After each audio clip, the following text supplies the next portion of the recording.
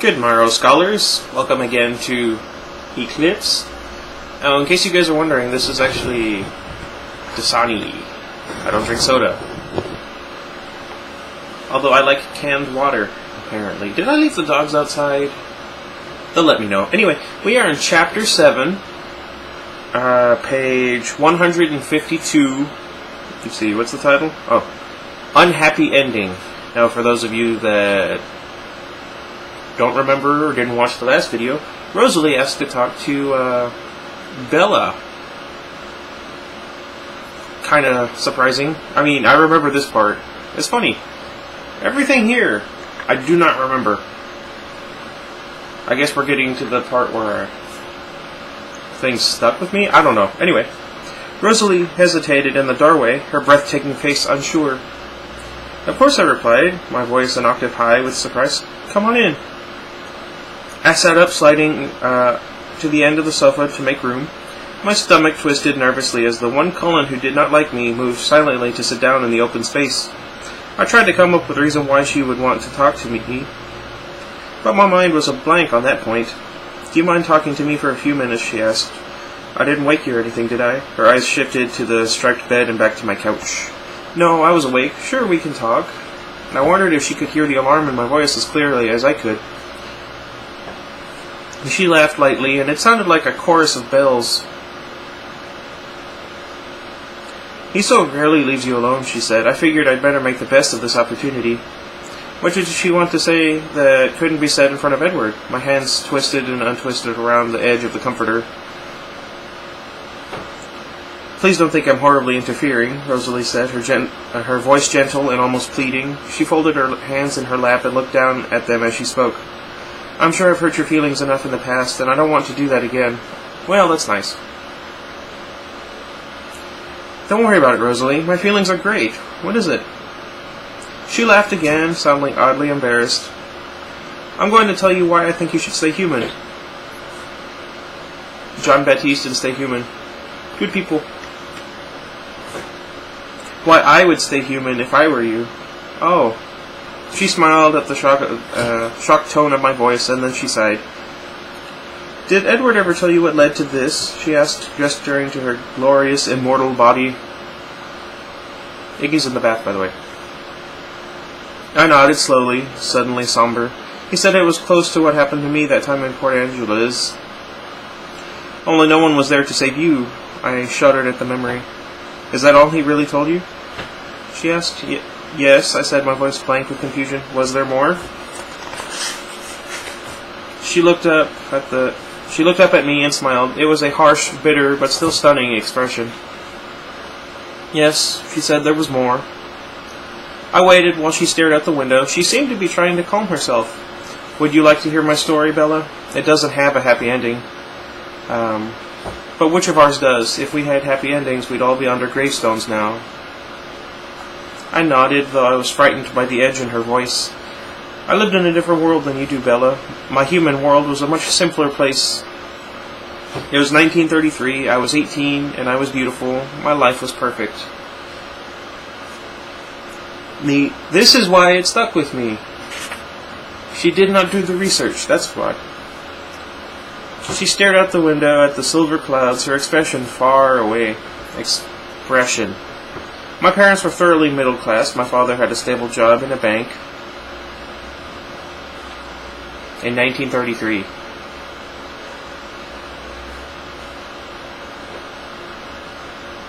Where was I? Something I realize now that he was smug about. He saw his prosperity as a reward for talent and hard work rather than acknowledging the luck involved. I took it all for granted then. In my home, it was as if the Great Depression was only a troublesome rumor. Of course, I saw the poor people, the ones who weren't as lucky. My father left me with the impression that they'd brought their troubles on themselves. It was my mother's job to keep our house, and myself, and my two younger brothers, in a spotless order. It was clear that I was both her first priority and her favorite. I didn't fully understand at the time, but I was always vaguely aware that my parents weren't satisfied with what they had, even if it was so much more than most. They wanted more. They had social aspirations, social climbers, I suppose you'd call them. My beauty was like a gift to them. They saw so much more potential in it than I did. They weren't satisfied, but I was. I was thrilled to be me, to be Rosalie Hale. She kept her name the same? That's not a good idea. Pleased that men's eyes watched me everywhere I went from the year I turned 12, that's creepy. Delighted that my girlfriends sighed with envy when they touched my hair. Happy that my mother was proud of me and that my father liked to buy me pretty dresses.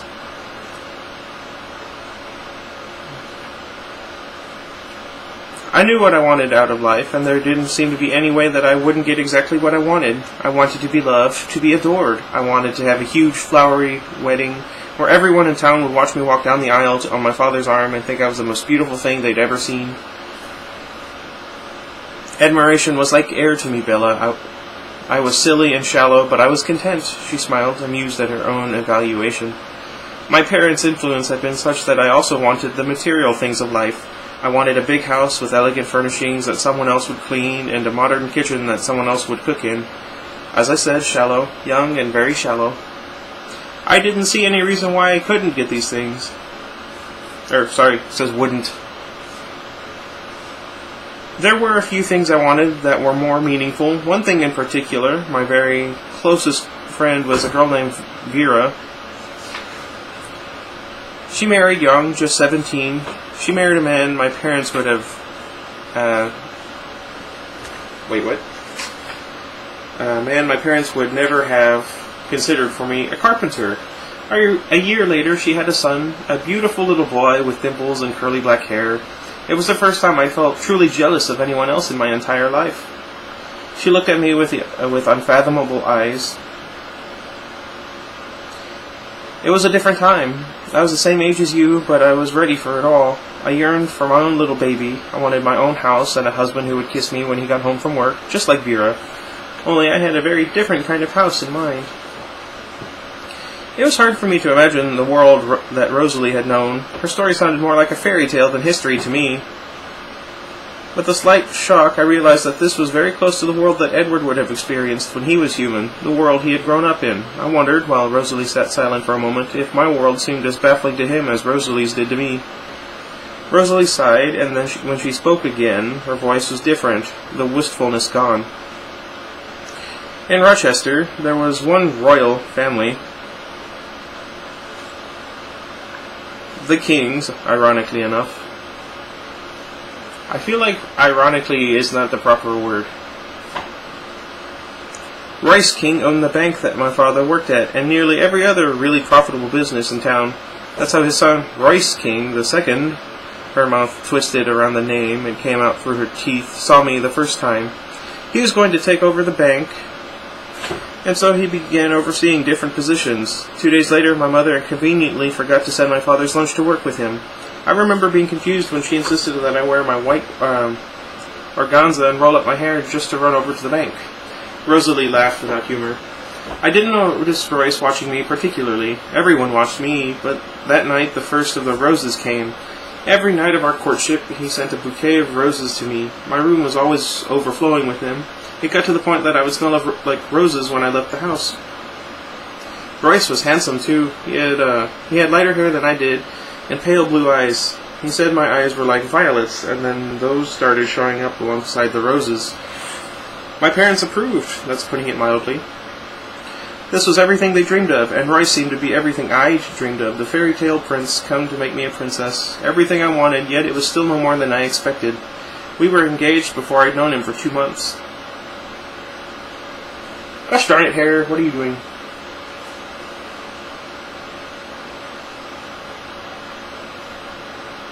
Where was I? We didn't spend a great deal of time alone with each other. Royce told me he had many responsibilities at work, and when we were together, he liked people to look at us, to see me on his arm. I liked that too. There were lots of parties, dancing, in pretty dresses. When you were a king, every door was open for you, every red carpet rolled out to greet you. It wasn't a long engagement. Plans went ahead for the most lavish wedding. It was going to be everything I'd ever wanted. I was completely happy. When I called at Vera's, I no longer felt jealous. I pictured my fair-haired children playing on the huge lawn of the king's estate, and I pitied her. Rosalie broke off suddenly, clenching her teeth together. It pulled me out of her story, and I realized that the horror was not far off. There would be no happy ending, as she'd promised. I wondered if this was why she had so much more bitterness in her than the rest of them, because she'd been within reach of everything she'd wanted when her human life was cut short. "I was at Vera's that night," Rosalie whispered. Her face was smooth as marble and as hard. "What?" Her little Henry really was adorable, all smiles and dimples. He was just sitting up on his own. Vera walked me to the door as I was leaving, her baby in her arms and her husband at her side, his arm around her waist. He kissed her on the cheek when he thought I wasn't looking. That bothered me. When Royce kissed me, it wasn't quite the same, not so sweet somehow. I shoved that thought aside. Royce was my prince. Someday I would be queen. I feel really weird. It was hard to tell in the moonlight, but it looked like her bone-white face got paler. I guess she would know. It was dark in the streets, the lamps already on. I hadn't realized how late it was, she continued to whisper almost inaudibly. It was cold, too, very cold for late April. The wedding was only a week away, and I was worrying about the weather as I hurried home. I can remember that clearly, remember every detail about that night. I clung to it so hard in the beginning. I thought of nothing else. And so I remember this when so many pleasant memories have faded away completely. She sighed and began whispering again. Yes, I was worrying about the weather. I didn't want to have to move the wedding indoors.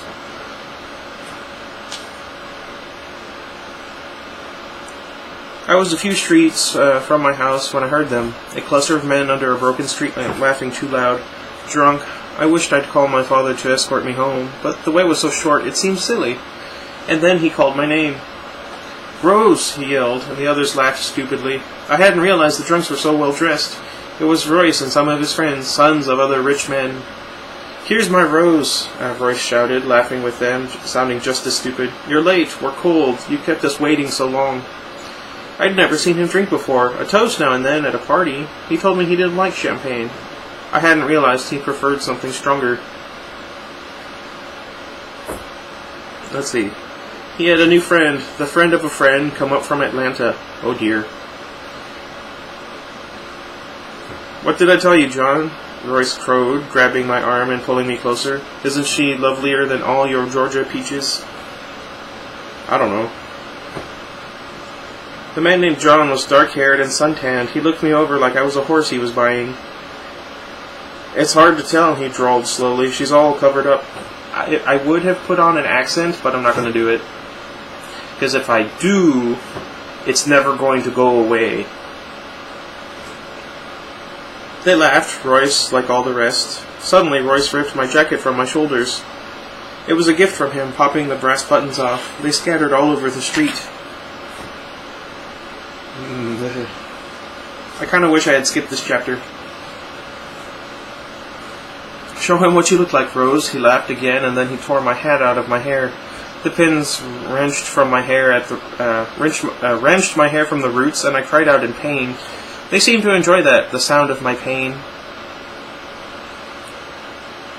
Rosalie looked at me suddenly, as if she'd forgotten I was there. I was sure my face was as white as hers, unless it was green.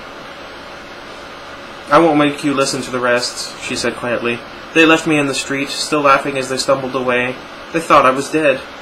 They were teasing Royce that he would have to find a new bride. He laughed and said he'd have to learn some patience first. I waited in the road to die. It was cold, though there was so much pain I was surprised it bothered me. It started to snow, and I wondered why I wasn't dying. I was impatient for death to come, to end the pain. It was taking so long. Carlyle found me then. He'd smelled the blood and come to investigate. I remember being vaguely irritated as he worked over me, trying to save my life. I'd never liked Dr. Cullen or his wife, or her brother, as Edward pretended to be then. It had upset me that they were all more beautiful than I was, especially that the men were, but they didn't mingle in society. I'd only seen them once or twice. I thought I'd died when he pulled me from the ground and ran with me. Because of the speed, it felt like I was flying. I remembered being horrified that the pain didn't stop. Then I was in a bright room, and it was warm. I was slipping away, and I was grateful as the pain began to dull. But suddenly something sharp was cutting me. My throat, my wrists, my ankles. I screamed in shock, thinking he'd brought me there to hurt me more. The fire started burning through me, and I didn't care about anything else. I begged him to kill me. When Esme and Edward returned home, I begged them to kill me too. Carlyle sat with me. He held my hand and said he was so sorry, promising that it would end. He told me everything, and sometimes I listened. He told me what he was, what I was becoming. I didn't believe him. He apologized each time I screamed. Edward wasn't happy. I remember hearing them discuss me. I stopped screaming sometimes. It did no good to scream. "What were you thinking, Carlyle?" Edward said. "Rosalie Hale?" Rosalie imitated Edward's irritated tone to perfection. Nah. I didn't like the way he said my name, like there was something wrong with me. I couldn't just let her die, Carlyle said quietly. It was too much. Too horrible. Too much waste. What? "I know," Edward said, and I thought he sounded dismissive. It angered me. I didn't know then that he really could see exactly what Carlyle had seen. "It was too much waste. I couldn't leave her," Carlyle repeated in a whisper. "Of course you couldn't," Esme agreed. "People die all the time," Edward reminded him in a hard voice. "Don't you think she's just a little recognizable, though? The Kings will have put up a huge search. Not that anyone suspects the fiend," he growled. It pleased me that they seemed to know that Royce was guilty. I didn't realize that it was almost over, that I was getting stronger, and that was why I was able to concentrate on what they were saying. The pain was beginning to fade from my fingertips. "What are we going to do with her?" Edward said, disgustedly, or that's how it sounded to me, at least. Carlyle sighed. "That's up to her, of course. She may want to go her own way." I believed enough of what he told me that his words terrified me. Yeah, I think the dogs are outside. I knew that my life was ended, and there was no going back for me. I couldn't stand the thought of being alone. The pain finally ended, and they explained to me again what I was. This time I believed. I felt the thirst, my hard skin. I saw my brilliant red eyes. Ouch. Shallow as I was, I felt better when I saw my reflection in the mirror for the first time. Despite the eyes, I was the most beautiful thing I'd ever seen. She laughed at herself for a moment. It took some time before I began to blame the beauty for what had happened to me, for me to see the curse of it, to wish I had been, well, not ugly, but normal, like Vera. So I could have been allowed to marry someone who loved me and have pretty babies. That's all I'd really wanted all along. It still doesn't seem like too much to have asked for. She was thoughtful for a moment, and I wondered if she'd forgotten my presence again. What the hey? Sounded like someone stepped on a cat. Let's see, where was I? But then she smiled at me, her expression suddenly triumphant. "You know, my record is almost as clean as Carlyle's," she told me. "Better than Esme, 1,000 times better than Edward." "I've never tasted human blood," she announced proudly. Let's see, she understood my puzzled expression as I wondered why her record was only almost clean. "I did murder 5 humans," she told me in a complacent tone. If you can really call them human. But I was very careful not to spill their blood. I knew I wouldn't be able to resist that, and I didn't want any part of them in me. Ew.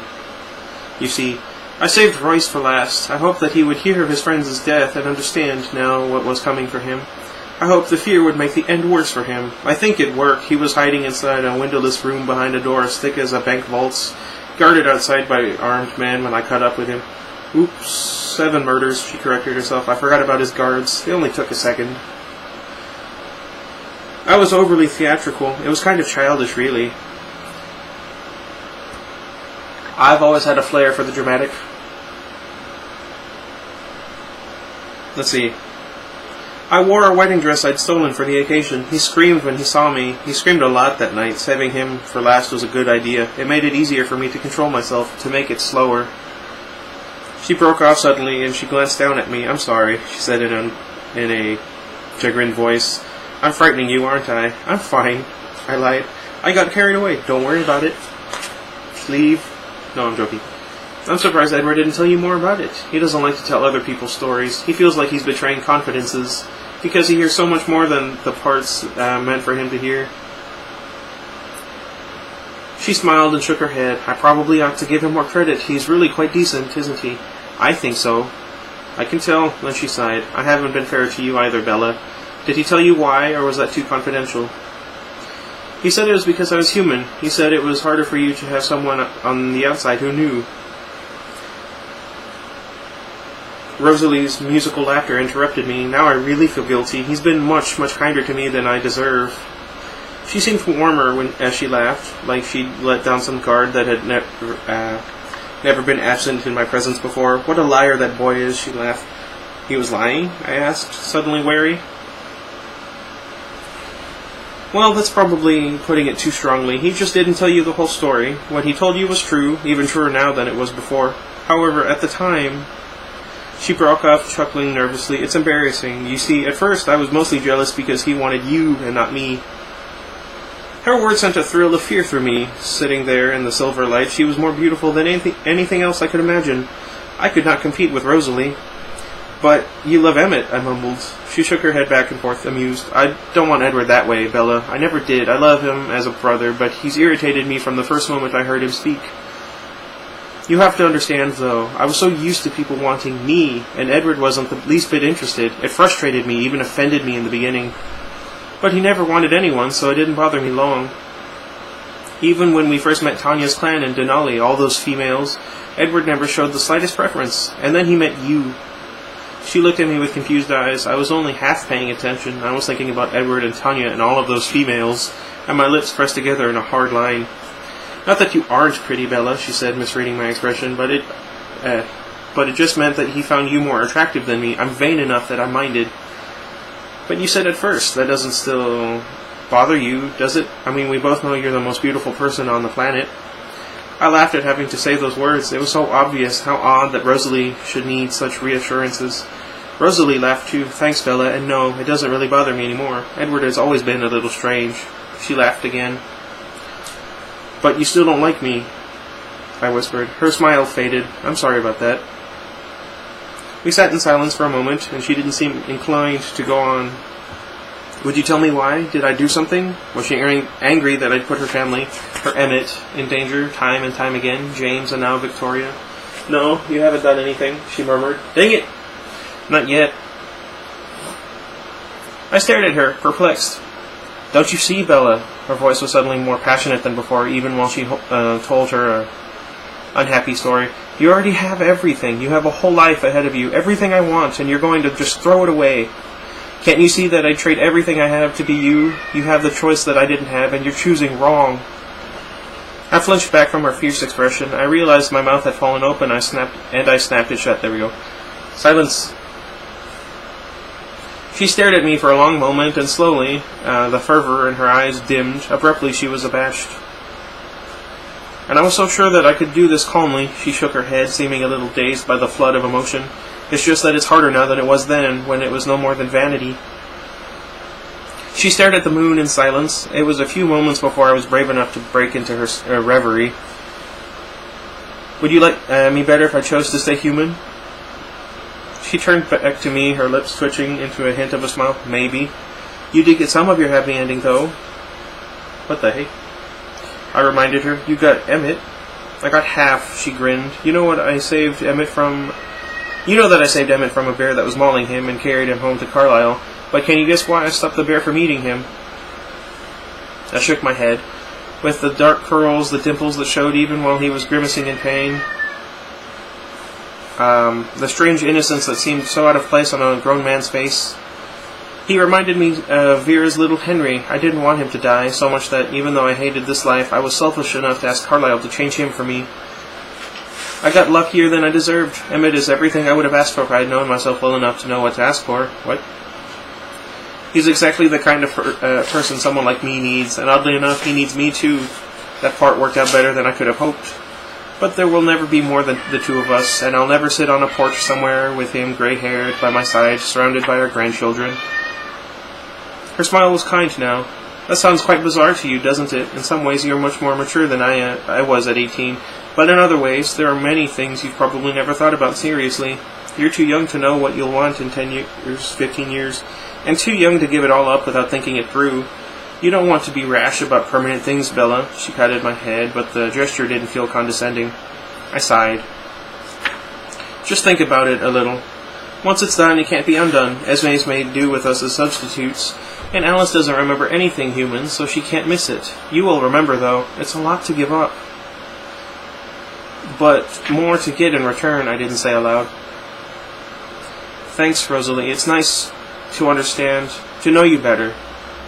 I apologize for being such a monster, she grinned. I'll try to behave myself from now on. I grinned back at her. We weren't friends yet, but I was pretty sure she wouldn't always hate me so much. I'll let you sleep now. Rosalie's eyes flickered to the bed and her lips twitched. I know you're frustrated that he's keeping you locked up like this, but don't give him too bad a time when he gets back. He loves you more than you know. It terrifies him to be away from you. She got up silently and ghosted to the door. Good night, Bella, she whispered as she shut it behind herself. Good night, Rosalie, I murmured, a second too late. It took me a long time to fall asleep after that.